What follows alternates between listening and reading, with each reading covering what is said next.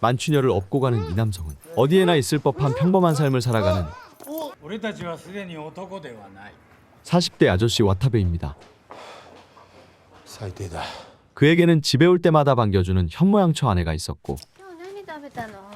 ああ、いつもの居酒屋。 그녀는 아직 9월밖에 되지 않았지만 크리스마스를 준비하고 있었죠. あっという間よ。クリスマス楽しみだね、そのみ。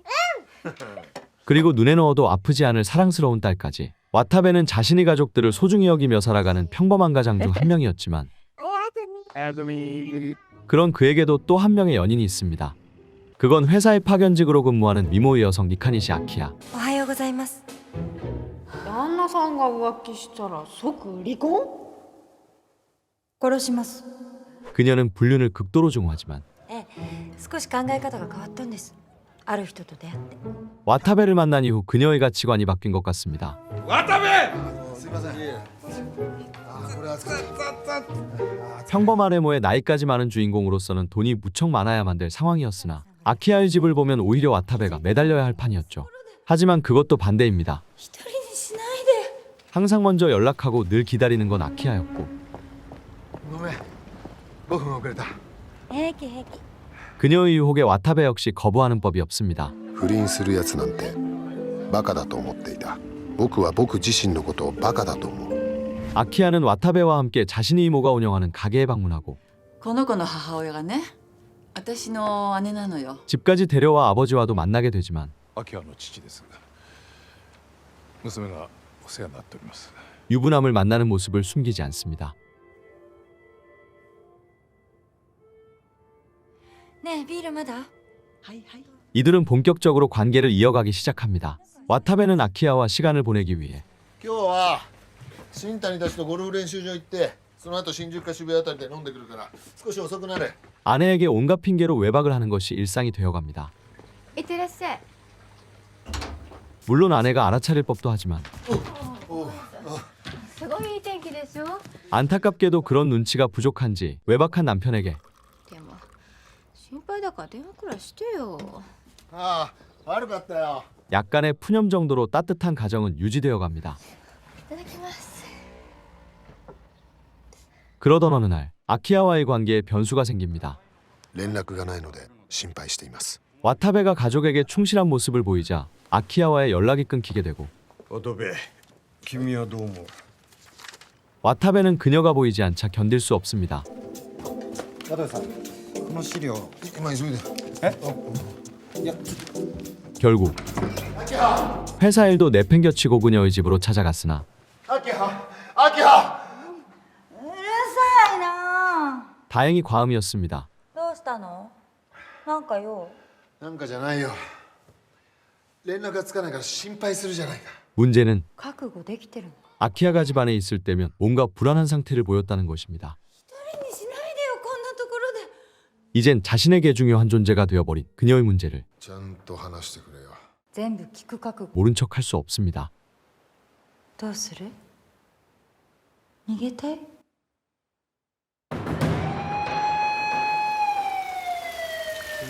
과거 어떠한 사건이 있었습니다. 그건 아버지의 불륜으로 인해 어머니는 극단적 선택을 하였고 その人は父の秘書だった人、本庄玲子さん。 그 불륜 상대였던 비서 또한 흉기에 찔려 집안에서 사망한 채 발견됩니다. 당시 최초 발견자는 본인 아키야로 驚いて、そのまま意識を失っちゃって。 시신을 본 충격에 그녀 역시도 기절한 채 발견되죠. 部屋中の指紋は全て拭き取られていて、犯人につながる手がかりはゼロ。 하지만 결국 범인을 잡지 못했고 それから15年。 공소시효는 내년 3월 31일까지. 그녀가 어머니 사인의 근본적 이유였기에 이해는 가지만 玲子さんには天罰が下って。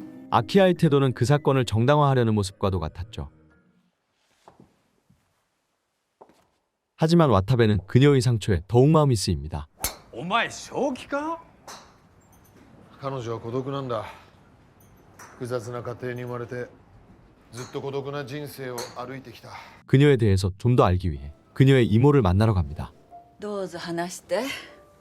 何か私に聞きたいことがあるんでしょ。 그리고 사건에 대해서 묻게 되죠. 彼女が遺体を発見したそうですね。そう。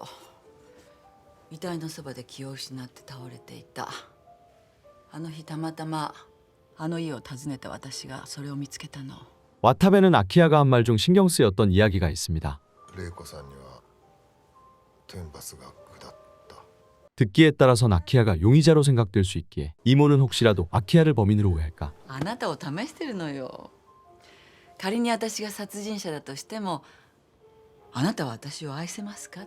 웃으며 이야기하지만 그대로 받아들이기는 어려운 이야기입니다.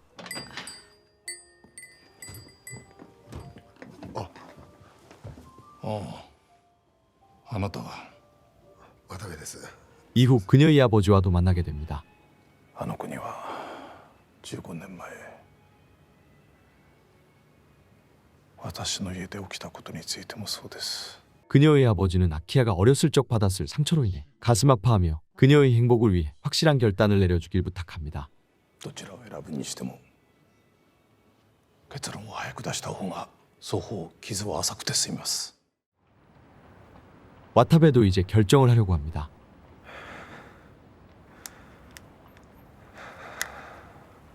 그의 무책임한 선택으로 마무리되기 전 친구가 충고합니다. いか女ってもんはな、命がけで今の生活を守ろうとするもんなんだ。ドロドロと最悪の揉め事になっても旦那だけが幸せになることがどうしても許せない。それを阻止するためなら多少気詰まりな生活ぐらい我慢できるんだ。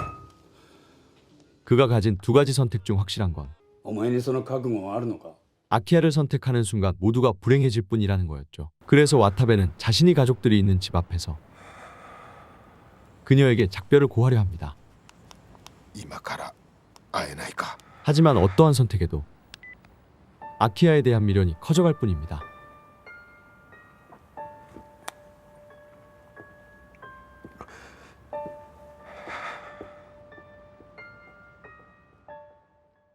결국 仕方ないだろう。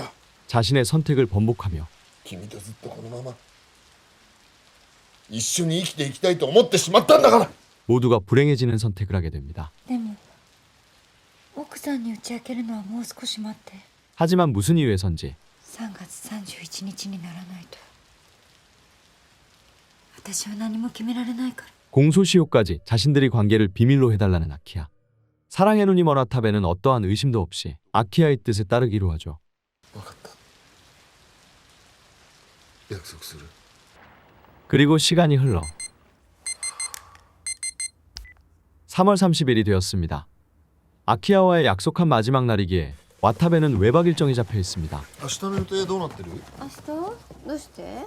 뿐만 아니라 내일 모든 걸 결판짓기 위해 아내와 약속을 잡습니다. 今じゃダメなの？ゆっくりちゃんと話したいことなんだ。そう。明日は特に予定ないけど。じゃあよろしく。行ってきます。いってらっしゃい。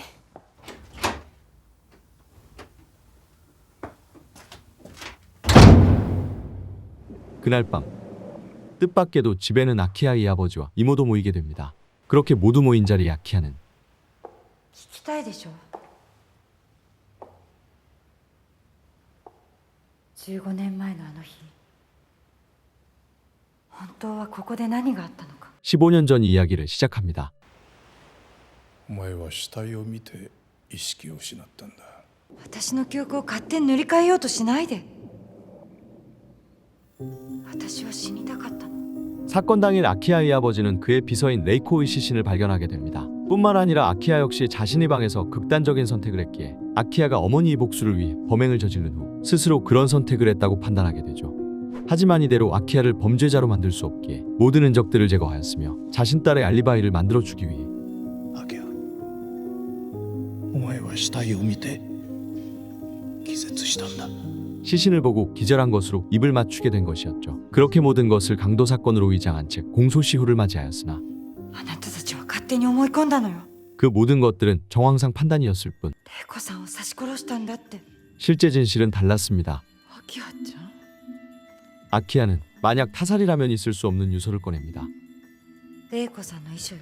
사실 비서 레이코의 죽음은 타인이 아닌 자신이 선택한 결과였죠. 自分たちの不倫を母の目から隠すために玲子さんを愛人に仕立て上げたくせに。 아키야 아버지의 실제 연인은 自分たちの不倫？ 레이코가 아닌 그녀의 이모였습니다.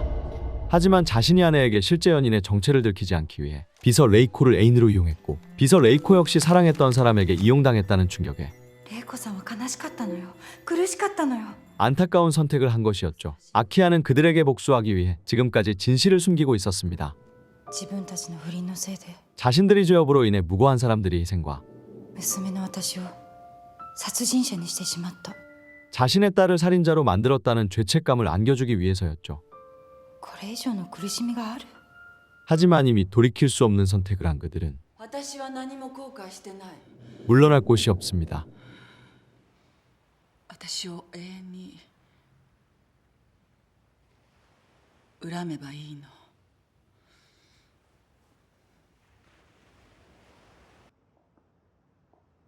와타베는 자신의 처지를 알 수 있었습니다. 分かったでしょ私はあなたを利用したの 아키야의 목적이 자신이 아닌 불륜에 필요한 유부남으로서 이용당했다는 사실이었죠. だからあなたはいらない 목적과는 상관없이 아키야는 와타베와의 헤어짐에 가슴 아파합니다. もういらないから 하지만 와타베 가족들에게 あなたの家族に迷惑をかけたくなかったから 자신이 겪었던 아픔을 주고 싶지는 않았죠. 帰ってあなたの家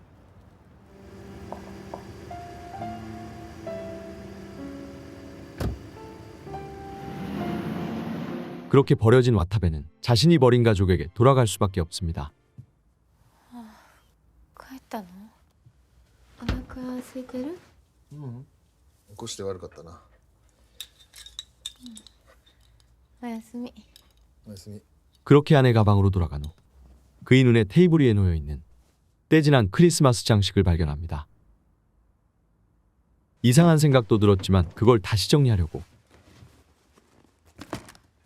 상자를 여는 순간 그 안에 있는 것들은 ねえ、可愛いでしょう。幼稚園のママたちも欲しいって言ってんのよ。大変ね。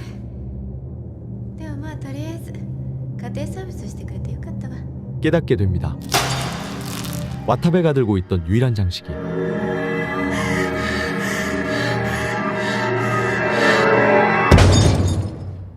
아내 마지막인 내심이었을지도 모른다는 사실이었죠. これが僕の情けない不倫の顛末だ。 아침이 되었습니다. 와타베는 평소 때처럼 출근하지만 今日なんか話あるんじゃなかったっけ？明日の予定どうなってる？明日？どうして？ 그녀는 와타베가 했던 이야기를 기억하고 있습니다. いや、それはもう済んだ。 그는 가족마저 잃을 수 없기에 이야기할 수 없지만 何が済んだの？ 그녀는 何も済んでないと思うけど、あなたと私の中で一生済まない話だと思うけど。 이미 알고 있습니다. いってらっしゃい。 이제부터 와타베는 가족에게 버려지지 않기 위해 ほら、もう遅刻するわよ。 진실을 말할 수 없어 용서조차 받지 못한 채 この地獄には終わりがない。 평생을 지옥 속에서 살아야 합니다. この人生が終わるまで 처음부터 그 진실을 알고 있었음에도 말이죠.